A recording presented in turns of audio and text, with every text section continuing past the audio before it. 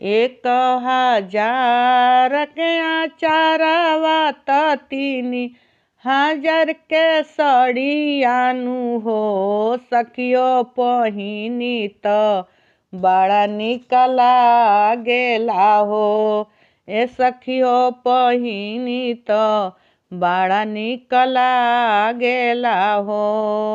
1000 के अचरिया त 3000 के सड़ियानु हो सखियो पहिनी त बड़ा निक लागेला हो। ए सखियो पहिनी त बड़ा निक लागेला हो। मचिए बैठल रौरी सासु त बहू से अरज करे हो। बहू देई दोना अपनहि सड़िया त बिटिया ससुरैतिन बाड़ी हो। ए बहू देई दे तू अपनहि सड़िया त बिटिया ससुरैतिन बाड़ी हो।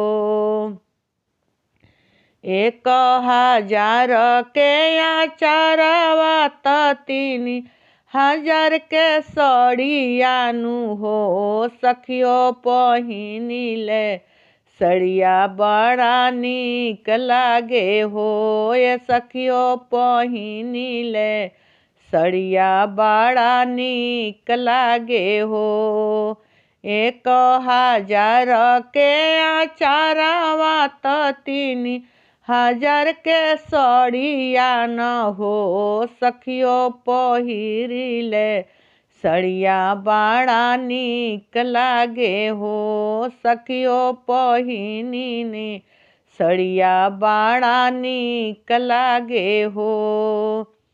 मचिए बैठल ही गोतिनी छोटी से अरज करे हो।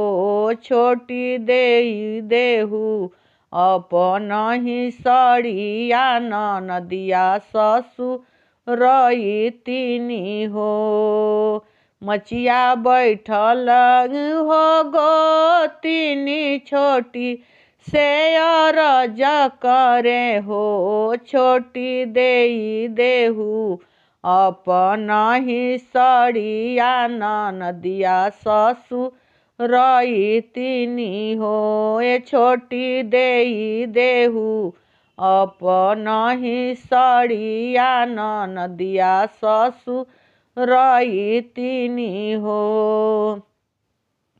1000 के आचारवा त 3000 के सड़ियानु हो सखियो पहिनी सड़िया बड़ा निक लागे हो। सखियो पहिनी ले सड़िया बड़ा निक लागे हो।